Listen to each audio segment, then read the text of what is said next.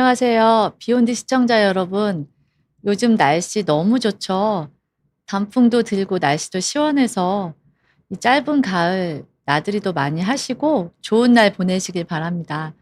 이런 날에 또 이런 강의를 들으시는 분들이 몇 분 계시겠는데 오늘 제가 강의할 내용이 조기 폐경과 우울증, 마음까지 살피는 산부인과 진료라는 제목으로 강의를 할 예정입니다. 제목에서도 보시면 아시겠지만 조기 폐경이 좀 일찍 돼서 우울증하고 연관이 있구나.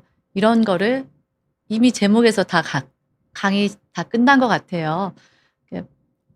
설명을 드리자면 조기 폐경은 요즘에는 이제 조기 난소 부전, 조기 난소 기능 부전, 난소의 기능이 40세 이전에 멈춰서 폐경이 되는 경우를 조기 폐경이라고 합니다.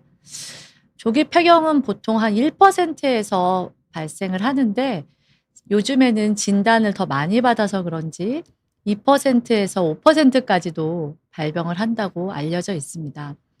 조기 폐경이 단순 노화로 보기보다는 지금 이제 질환으로 인식해서 치료를 해야 되는 그런 질환으로 보고 있는 게 지금의 현실입니다.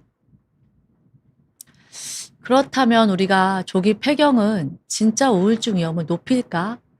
그냥 우리가 당연히 폐경되면 우울할 거라고 생각을 하게 되는데 그래도 우리나라 연구에 이런 게 있는지 찾아보니까 국내 연구 결과에서 한국 여성을 대상으로 2010년에서 2015년 국민 건강 영양조사 참여 40세 이하 여성에서 조기 폐경군 195명, 월경군 195명을 비교 분석했더니 실제로 우울증 유병률이 7.3%더 높게 나타났습니다.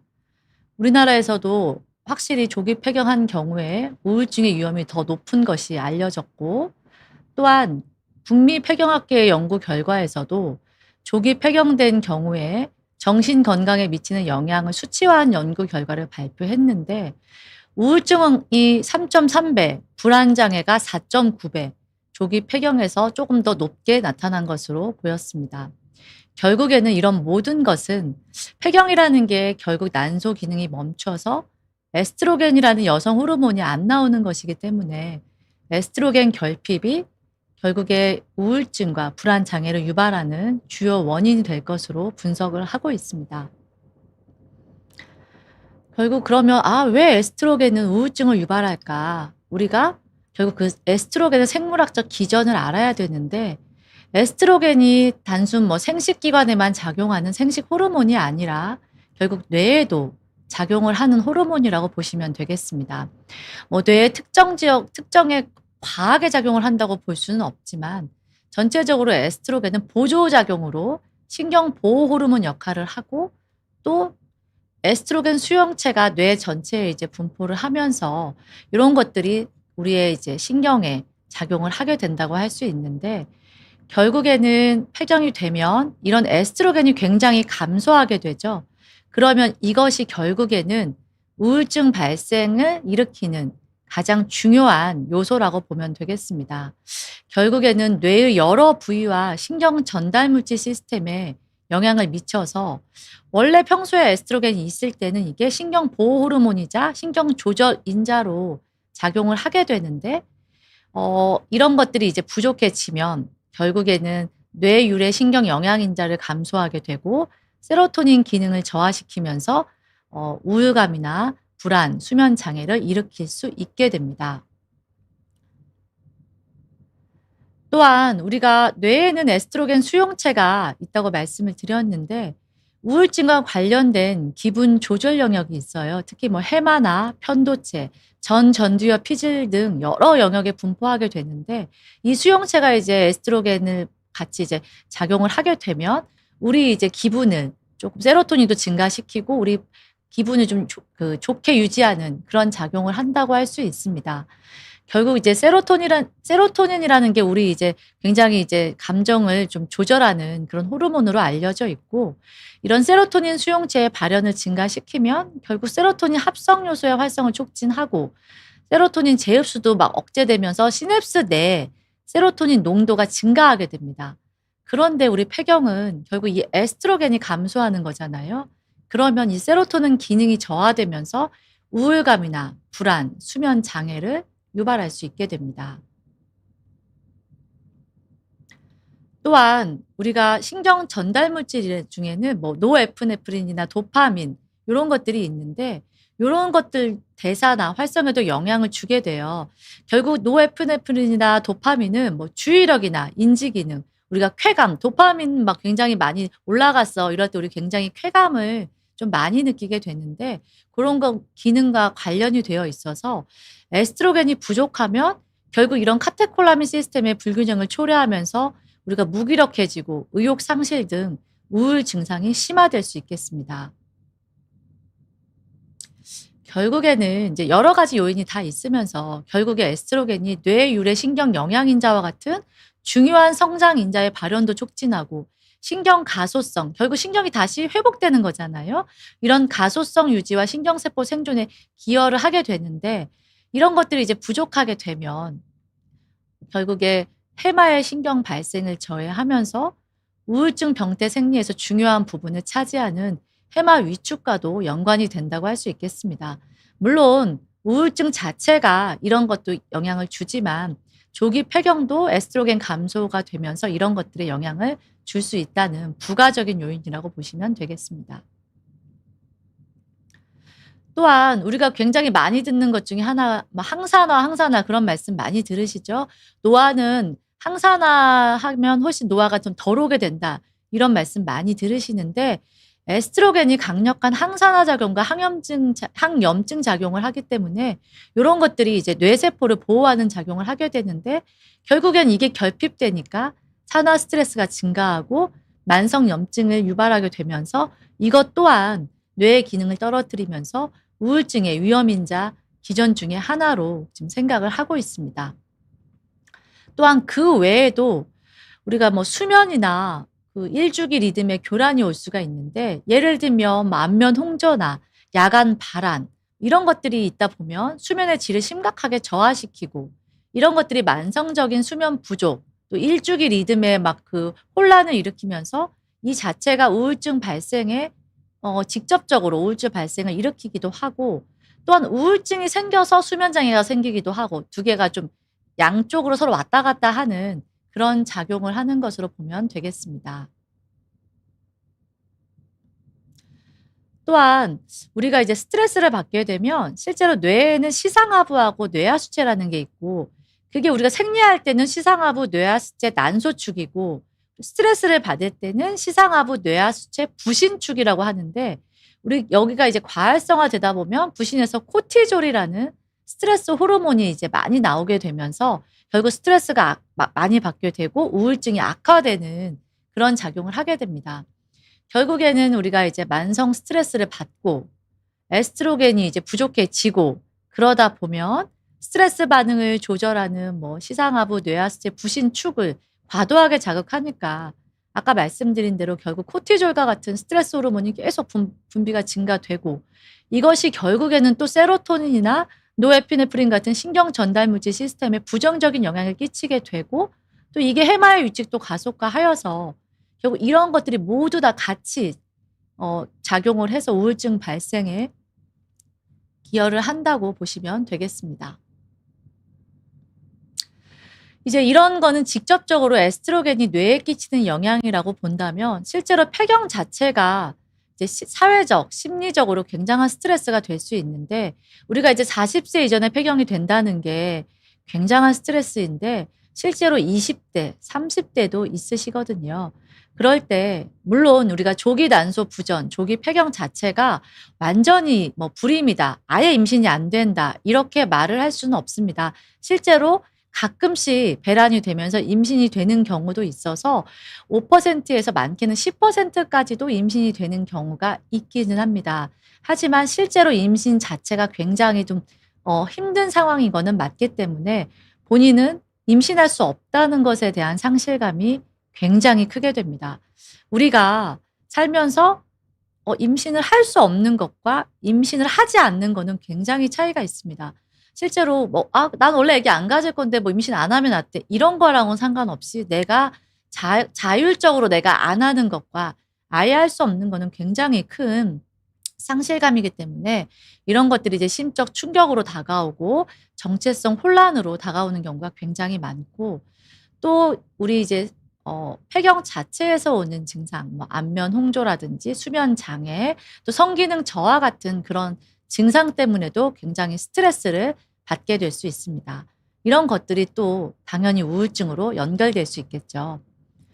결국에는 이런 에스트로겐 결핍 자체가 질건조증, 뭐 성욕 감퇴 등의 신체적 불편감과 더불어서 장기적으로는 뭐 심혈관 질환, 골다공증, 인지기능 감퇴 등의 만성 질환을 높이기 때문에 폐경 자체가 워낙에 여성에게는 이런 만성적인 질환을 일으킬 수 있지만, 조기 폐경은 더 심각하게 이렇게 에스트로겐이 결핍된 기간이 길어지기 때문에 이런 질환의 만성 질환은 훨씬 더 높일 수 있어서, 이런 것들이 이제 굉장히 본인이 이런 신체적 증상과 건강 악화에 대한 불안감과 부담이 역시 우울증을 유발하거나 악화시키는 요인으로 작용한다고 할 수 있겠습니다.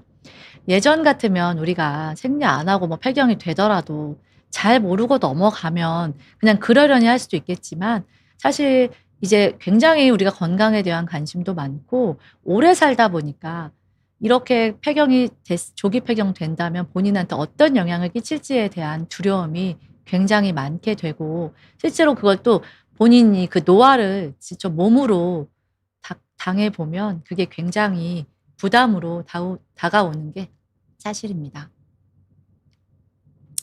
결론적으로는 조기 폐경과 우울증은 결국에는 우리가 이제 에스트로겐이라는 여성 호르몬이 이제 부족해지면서 뭐 뇌의 신경화학적 구조적 변화와 더불어서 임신 능력 상실이나 사회적 변화로 인한 심리사회적 스트레스가 다 같이 복합적으로 작용하는 기전이라고 설명할 수 있겠고요.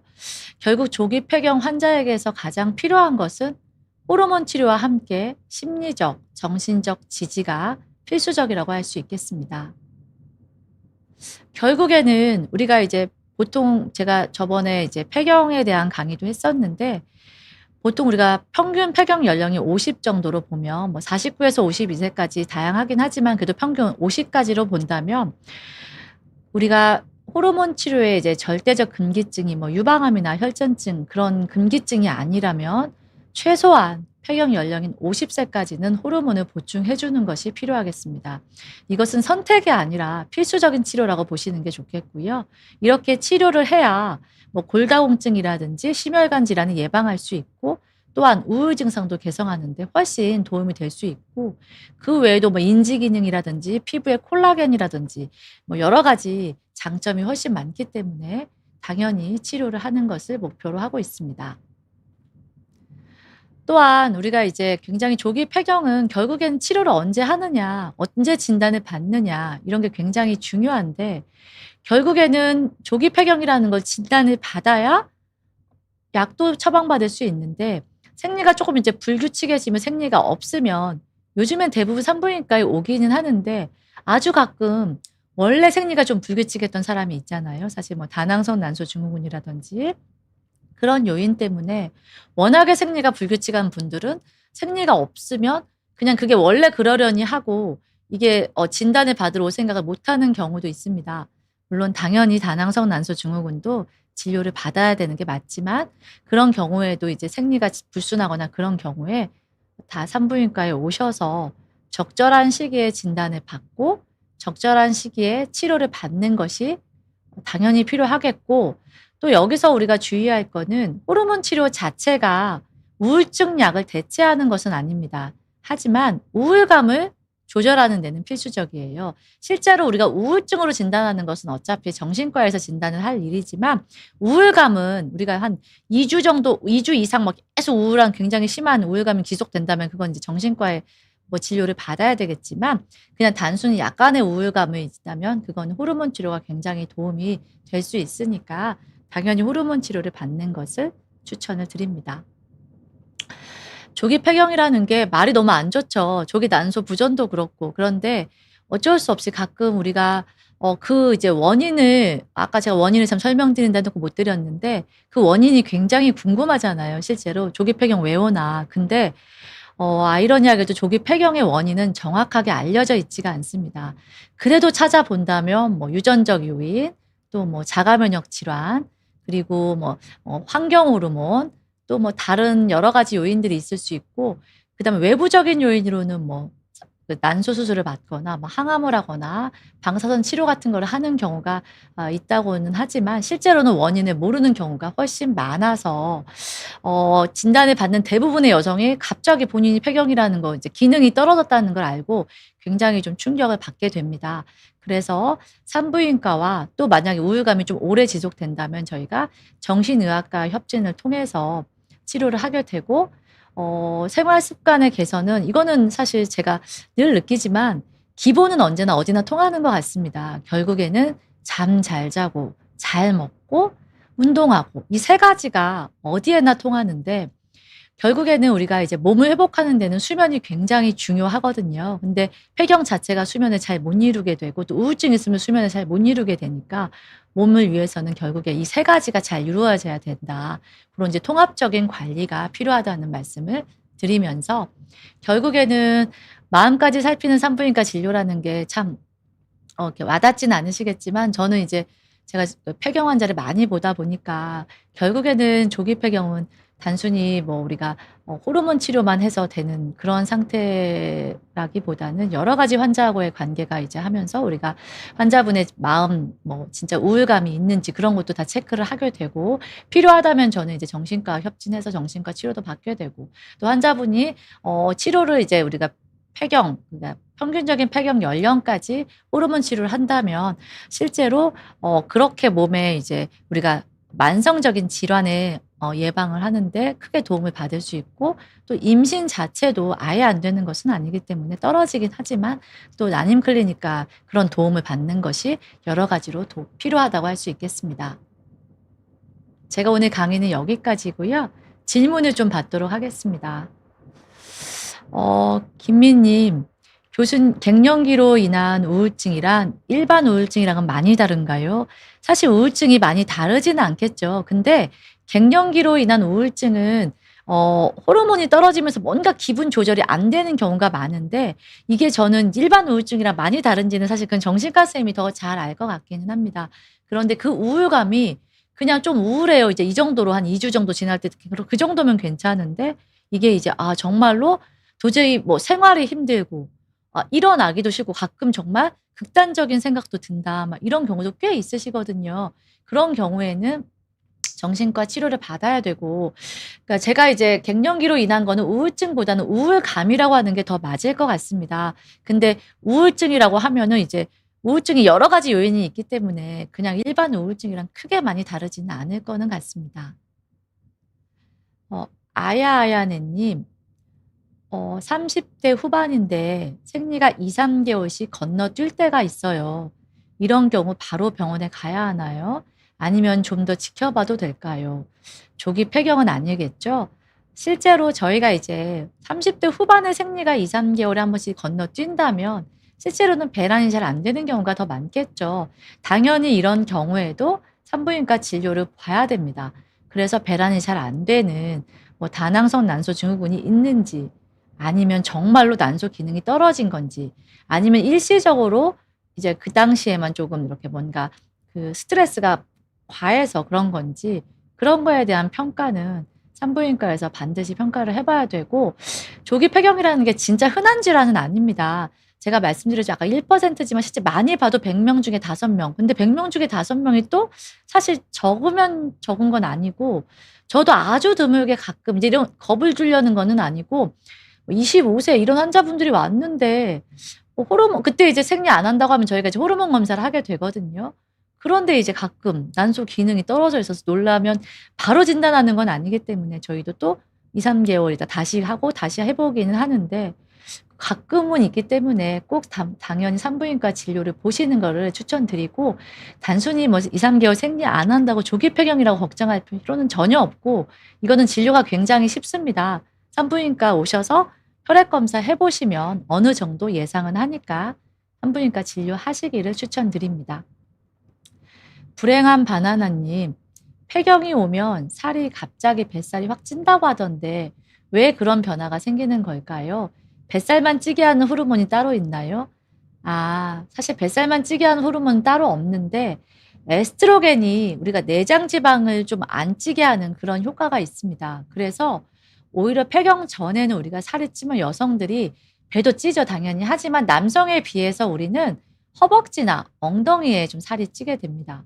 그런데 에스트로겐이 부족해지면 남성처럼 비슷하게 이제 뱃살이 찌게 되는 거예요.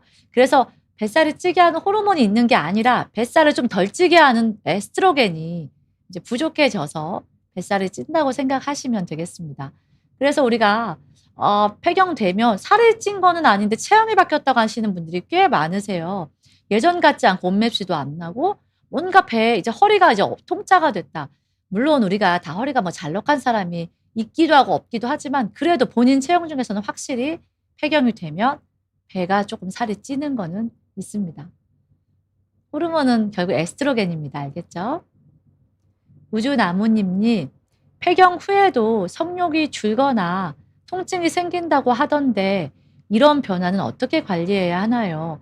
결국 이제 에스트로겐이 감소하면서 우리가 성욕도 줄고 에스트로겐이 해주는 역할이 결국에는 질점막 게 이제 우리가 질점막이 쿠션이라고 우리가 생각 표현하면 좋겠는데 이렇게 이제 두께를 좀 유지해주는 그런 역할을 하게 되는데 폐경이 되면 이런 데 위축이 생깁니다. 우리가 이렇게 푹신한 방석에 앉는 것과 딱딱한 방석에 앉는 게 다르듯이 우리가 이제 질점막이 이렇게 탄력이 있는 것과 이제 주름도 없어지면서 얇아지면 당연히 이제 이게 여기를 지나가는 그런 과정에 통증이 생기겠죠.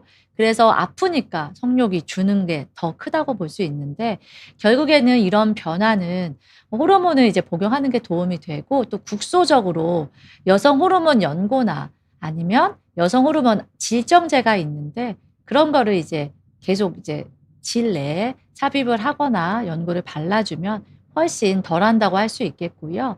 또 하나는 제가 환자분들한테 늘 말씀을 드리는 게 폐경하고 나서 아프니까 아예 안 하려고 하시는 분들이 꽤 많으세요. 근데 우리의 인체는 참 신기하게도 사용을 안 하면 안 할수록 기능이 떨어지게 되어 있습니다. 그래서 제가 힘들지만 늘 폐경되신 분들한테 적어도 일 주일에 한 번 이상은 꼭 성관계를 하라고 말씀을 드리는데 그게 참 쉽지는 않죠. 하지만 확실히 제가 같이 이제 폐경이 되신 분들 중에서도 일 주일에 한 번 하신 분과 아니신 분들이 확실히 차이가 많이 나서 성욕이 줄거나 통증이 생기는 건 맞지만 지속적으로 그런 성관계를 지속하면서 우리가 에스트로겐 호르몬을 사용한다면 훨씬 덜 한다는 거 그거 아시면 되겠습니다. 봉골레 불당님 42세 여성 사무직입니다. 생리가 4개월째 끊겼다 돌아왔다를 반복하고 안면 홍조에 새벽에 땀으로 자주 깨면서 짜증이랑 눈물이 늘었습니다. 이런 흐름이면 조기 폐경 진행 신호인지요? 봉골레 불당님 말씀을 들어서는 이 증상만으로는 전형적인 갱년기 증상으로 보입니다. 생리가 좀 불규칙해지고 그리고 얼굴이 확 달아오르고 땀이 나고 자주 깨고 또 가끔 이제 슬픈 마음도 들고 짜증도 나고 화도 나고 이런 거 전형적인 갱년기 증상이기는 한데 이게 이제 폐경 진행 신호라고 사실 이것만 보면 그렇지만 사실 아직 나이가 젊으시니까 어떻든지 이거는 산부인과에 방문을 하셔서 호르몬 검사를 해 보셔야 되고 이런 경우에 갑상선 호르몬 이런 검사도 저희가 하거든요. 그런 거 같이 해 봐서 실제로 난소의 기능이 좀 떨어지고 있고 갱년기에 접어들었다면 호르몬 치료를 이제 고려해야 되는 그런 상태가 될 수도 있겠습니다. 하지만 제가 늘 말씀드리지만 이것만 가지고 진단할 수는 없는데 요 증상만 보면 확실히 갱년기 증상으로 보이는 거는 맞습니다. 우라라님, 산후우울을 겪은 이력이 있는데 요즘 생리 간격이 50에서 60일로 벌어지고 사소한 말에도 울컥하고 감정 조절이 잘 안 됩니다. 과거 우울 이력이 있으면 갱년기 우울이 더 심해질 수 있는지 미리 대비할 방법이 있는지 궁금합니다. 산후 우울증도 결국에 우리가 굉장히 이제 많이 겪는 것 중에 하나고 이게 호르몬도 연관이 좀 있기는 하거든요. 근데 요즘에 생리 간격이 벌어진 거는 그거는 산후 우울하고는 관련이 없고 지금 우라라님 나이를 제가 정확히는 몰라서 이게 정말 이제 그 갱년기 때문인지 아니면 뭐 배란 장애인지 그거는 확실히 알아봐야 될 것 같고요. 그리고 과거 우울 이력이 있으면 갱년기 우울증이 더 심해질 수 있습니다. 왜냐하면 우울한 감정이 우울 이력도 있는 데다가 에스트로겐이 감소하면 그게 조금 더 심하게 올 수 있기 때문에 미리 대비한다고 말하기는 어렵지만 만약에 이런 진료해 보고 갱년기 증상이 있고 호르몬이 떨어져 있다면 호르몬 치료를 이제 받는 거를 추천드리고요. 근데 뭐 우라라님 나이가 얼마인지 사실 호르몬 때문이 아닐 수도 있으니까 그거는 제가 이제 호르몬이 떨어졌을 때 그렇다면 이제 그런 치료를 받으시고 저는 이런 경우에 저희가 꼭 우울증이 없었어도 꼭 정신과를 한번 이제 보내서 상담을 받게 하면 확실히 같이 이제 우울증 약을 몇 개월만 복용을 하셨다 끊어도 훨씬 그 힘든 과정을 아주 부드럽게 잘 넘기는 경우가 많아서 필요한 그 진료를 받을 수 있으면 걱정은 안 하셔도 되겠습니다. 아붕님, 안녕하세요. 리비아를 복용했는데 살이 너무 쪄서요. 이게 부작용 맞을까요? 아, 예. 리비아의 부작용 중에 하나가 사실은 체중 증가가 있습니다. 우리가 갱년기 여성 자체가 원래 대사가 느려지면서 살이 찌는 것도 있는데 호르몬의 부작용 리비알이 조금 살이 찌는 게 잘 맞는 분들은 너무 잘 맞아서 좋고 이게 약간 우리 뭐 성욕도 조금 증가시키고 근력도 조금 이렇게 좀 증가시키는 그런 여러 가지 너무 좋은 작용이 많은 약인데 단점이 있다면 약간 살이 찌는 그런 부작용이 있는 게 사실이라서 계속 살이 찌면 호르몬제를 좀 상담하고 바꿔보시는 것도 좀 고려해 보시는 게 좋겠습니다. 건포도 땅콩님, 53세 여성입니다. 폐경 이후 잠이 서너 시간밖에 안 옵니다. 낮에는 멍하고 가끔 기억도 잘 안 나요. 낮잠이라도 자야 할지 말아야 할지 알아주세요. 아, 제가 실제로 잠을 못 자니까 저가 몸이 정말 힘들더라고요. 제가 올해 8월까지 거의 이제 한 3일에 한 번씩 당직을 서면서 병원에서 잠을 자니까 정말 잠을 거의 너무 못 자겠는 거예요. 그러니까 한 3일에 한 번씩 잠을 잘 못 자니까 몸이 너무 힘들어서 '도저히 이렇게는 안 되겠다.' 이거는 뭐 폐경 이후 당연히 폐경 오면 그 자체도 힘든데 '잠이 가장 중요하구나.' 저는 제가 제 몸을 이제 통해서 그렇게 생각을 했었거든요. 결국에 '잠을 제대로 자야 몸이 회복되는구나.' 그거를 제가 제 몸에서도 느끼고 실제로도 당연히 그럴 거라고 생각을 했지만 뭐 잘 먹고 잘 자고 운동 중에 가장 중요한 거는 잠인 것 같습니다. 근데 폐경 이후에 3-4 시간밖에 못 잔다면 이거 너무 몸이 힘들 거고 낮에 멍하고 가끔 기억도 안 난다면 사실은 정말 힘들면 낮잠이라도 자야 되는 게 맞는데 저는 이거는 요새 이제 수면 클리닉이 굉장히 많기 때문에 호르몬을 드시는 걸 먼저 추천을 드리지만 호르몬을 드셔도 잠을 잘 못 주무신다면 수면 클리닉의 도움을 받는 게 필요합니다. 우선 잠을 자야 그나마 여러 가지 회복이 돼서 활동을 할 수 있기 때문에 호르몬 치료만이 정답이 아니고 수면 클리닉도 필요하시다면 보시고 정말 안 되면 당연히 낮잠이라도 자야 되지만 사실은 낮잠을 자다 보면 밤에도 잠을 못 자는 이런 좀 악순환이 될 수 있기 때문에 이 정도시면 저는 수면 클리닉을 잠깐 보시는 거를 추천드리겠습니다. 스프링님, 만 51세, 2월, 4월, 6월, 8월, 9월, 10월 생리했는데요. 곧 폐경이 되나요? 2년 전부터 온몸이 아픈데 갱년기 증상일까요? 우선은 생리가 조금 불규칙하게 오고 있어요. 2월, 4월, 6월은 2달에 한 번 했다. 그다음부터 1달에 한 번씩 하긴 하는데 아직 폐경은 아니고 이제 폐경이라고 하면 우리가 1년간 생리를 안 했을 때 이제 그 1년 전을 폐경이라고 진단을 하죠. 근데 이제 호르몬은 확실히 감소하고 있는 갱년기가 온 걸로는 보입니다. 그래서 이제 온몸이 여러 가지 쑤시고 아프고 이게 물론 이제 호르몬이 감소하면서도 생기고 또 이제 노화도 조금 진행이 될 수 있으니까 이런 것들이 생기는데 어떻든지 우리가 호르몬이 감소한다는 게 가장 큰 변화이니까 산부인과에 이제 방문을 하셔서 한번 이제 저희가 이게 생리가 이제 더 띄엄띄엄 하게 되면 뭐 거의 폐경으로 보고 호르몬 치료를 시작하겠지만 이런 경우에는 한번 호르몬 검사를 해 보시는 것도 방법이 될 거고요. 그래도 너무 힘들다면 저는 굳이 폐경을 기다리지 않고 다른 이제 금기증이 아니라면 호르몬 치료를 해 보고 온몸이 좀 나아지는지를 보는 것도 추천할 수 있는 방법이라고 보겠습니다. 희9444님, 49세이고 생리가 없는지 한 8개월째 있네. 다른 불편함이 없으면 이대로 다른 치료는 필요 없는 걸까요? 어 8개월 정도 생리가 없었고 불편감이 없으시면 어떻든지 지금 현재 본인이 갱년기 불편감은 없으신 걸로 보입니다. 그런데 이게 단순히 생리 없는 게 정말 갱년기 때문인지 아니면 뭐 자궁 내막에 혹시 이상이 있는 건지 그런 거는 확인하실 필요가 있으셔서 산부인과 진료를 받아보시는 거를 추천을 드리고요. 갱년기 증상이 없다면 반드시 뭐 호르몬 치료를 해야 된다. 이렇게 말씀을 드릴 수는 없지만 다른 부작용이 없고 그리고 그래도 이제 조금 이제 노후를 조금 이제 덜 늙게 하고 싶고 조금 더 이제 활기차게 살고 싶다면 호르몬 치료도 고려해 보시는 거를 추천드리겠습니다. 김미님, 식물성 에스트로겐이나 콩, 두부가 도움이 된다고 하던데 실제로 효과가 있을까요? 뭐 식물성 에스트로겐, 콩, 두부가 결국에는 약간의 이제 에스트로겐을 함유하고 있기 때문에 도움이 되죠. 그런데 엄청 많이 먹어야 우리가 이제 흔히 말하는 치료적 뭐 효과를 볼까 말까이기 때문에 이것은 우리 건강에도 좋은 식품이니까 드시는 게 뭐 좋습니다. 하지만 이 자체가 호르몬 치료가 될 거라고 이제 보시는 거는 조금 어렵다고 볼 수 있겠습니다. 주발라기 님, 45세 류마티스 내과 희귀질환 환자입니다.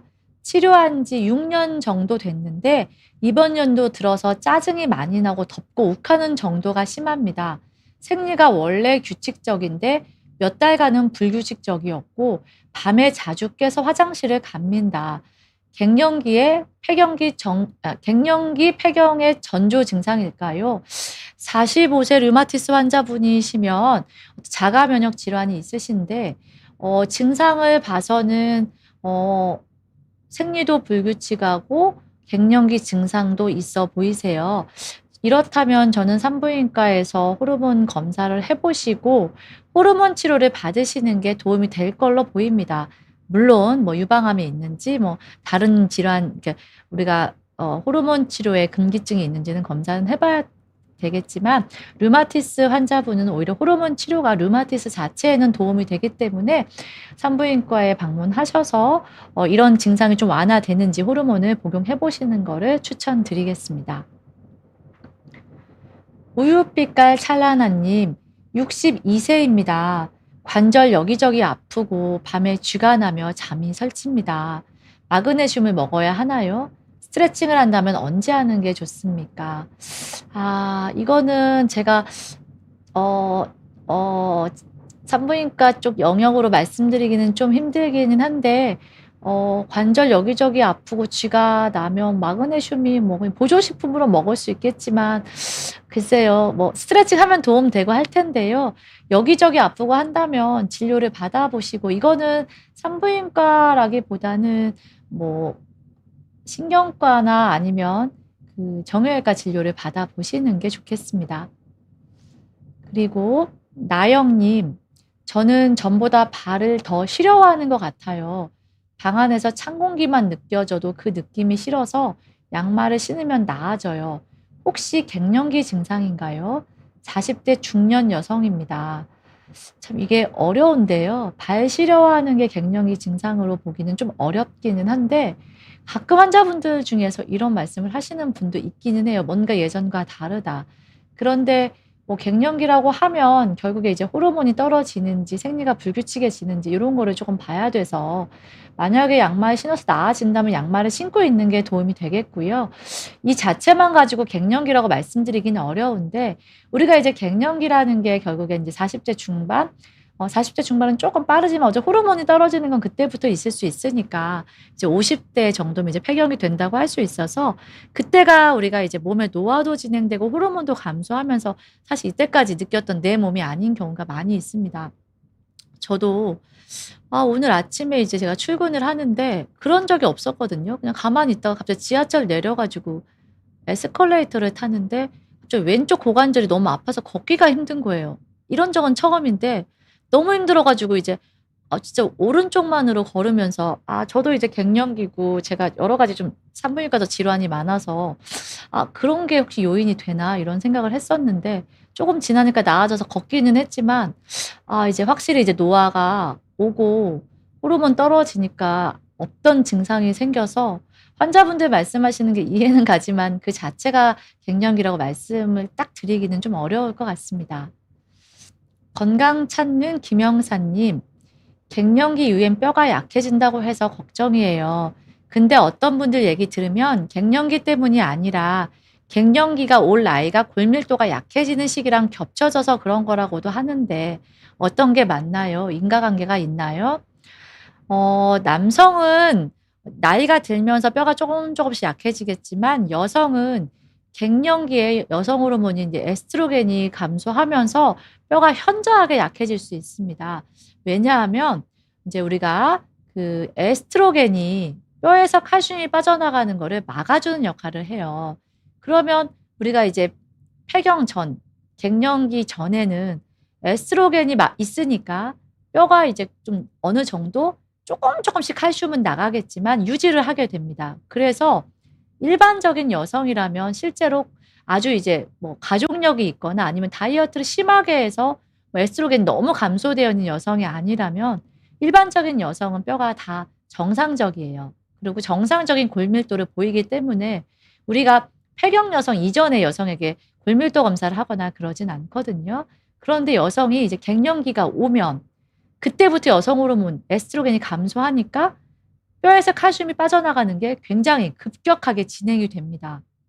그래서 내가 워낙에 뼈가 튼튼했던 사람이 아니라면 당연히 뼈에서 칼슘이 빠져나가면 뼈가 약해지겠죠. 뼈는 제가 늘 말씀드리는 게 좋을 때 지키는 거예요. 나빠져서 채워 넣는 거는 강도가 조금은 올라갈 수 있겠지만 그전에 강도가 될 수 없어서 늘 말씀드리는 게 뼈나 피부는 똑같아요. 좋을 때 지키는 거예요. 나빠지면 사실 회복하기가 굉장히 어렵습니다. 그러니 이제 우리가 갱년기가 올 나이가 골밀도가 약해지는 시기랑 겹치는 게 맞아요. 결국 그거의 중요한 역할은 에스트로겐이라는 호르몬이고 그래서 제가 우리가 이제 꼭 뭐 골밀도를 뭐 지키려고 호르몬 치료를 하는 것은 아니지만 여성은 폐경 이후에 확실하게 골다공증이 진행되는 속도가 급해지기 때문에 특별하게 그런 뭐 금기증 이런 게 아니라면 여러 번 말씀을 드리지만 증상이 아주 이제 심하지 않다 하더라도 5년 정도는 호르몬 치료를 하시게 된다면 확실히 뼈에도 굉장히 도움이 돼서 내가 훨씬 나빠질 뼈의 강도가 조금 더 덜 나빠지는 그런 작용을 한다고 할 수 있겠습니다. 오늘 이제 조기 폐경에 대한 강의를 했는데 폐경이라는 게 예전 같으면 질환이 아니죠. 그리고 저도 그게 질환이라고 생각은 하지 않아요. 그래서 제가 환자들을 보는 마음은 저희 환자들이 이렇게 중환이 있지는 않습니다. 그래서 이 환자들이 어떻게 하면 조금 더 삶의 질이 좋게 건강하게 노년을 보낼 수 있을지 그런 거를 제대로 보는 게 저는 저의 역할이라고 생각을 하거든요. 그래서 조기 폐경은 특히 굉장히 이거는 이제 건강에 악영향을 끼치기 때문에 보통 생리가 좀 불규칙하거나 그러면 반드시 산부인과에 오셔서 진료를 하시고 적어도 남들 폐경 오는 평균 연령까지는 호르몬 치료를 반드시 하는 것이 필요하다고 할 수 있겠고요. 우리 여성들이 워낙에 이제 오래 살고 또 건강하게 살기를 바라고 요즘에는 뭐 유튜브라든지 뭐 인터넷에 어떤 블로그라든지 너무 많은 정보가 있기 때문에 많이들 이제 그런 정보를 챙겨 보시겠지만 실제로 바르지 못한 정보도 있어서 제가 이제 비욘디에 출연을 이제 하게 하면서 느끼는 게 제가 진료할 때는 이런 말들을 해 드리기가 굉장히 좀 환자가 계속 밀려 있기 때문에 많이 해 드리고 싶은데 못할 때가 많아요. 근데 오히려 이렇게 비욘디에 와서는 제가 해 주고 싶은 말도 할 수가 있고 환자분들이 뭘 궁금해하는지도 알게 돼서 사소한 것 같아도 이런 게 환자분들은 굉장히 궁금할 수 있고 또 '내가 조금 더 이런 면은 공부를 좀 해 봐야겠다.' 이런 생각을 하는 계기가 돼서 사실 비욘디 출연하는 게 강의 이제 준비할 때마다 약간 스트레스를 받긴 하는데 굉장히 좀 좋기는 하거든요. 그래서 이렇게 좀 오늘도 강의를 무사히 잘 마쳐서 감사드리고 지금 날씨가 너무 좋으니까 이제 햇빛도 많이 보시고 걷기도 많이 하셔서 잘 건강 챙기시고 저는 다음 강의가 있거든요. 다음 강의 한번 제가 다음 강의는 11월 14일에 자궁근종 수술 꼭 받아야 하나요? 최신 치료법 총정리에 대해서 한번 말씀을 드리도록 하겠습니다. 그 자궁근종 워낙 많으시니까 혹시 궁금하신 분들은 그날 또 다시 만나는 걸로 하겠습니다. 감사합니다.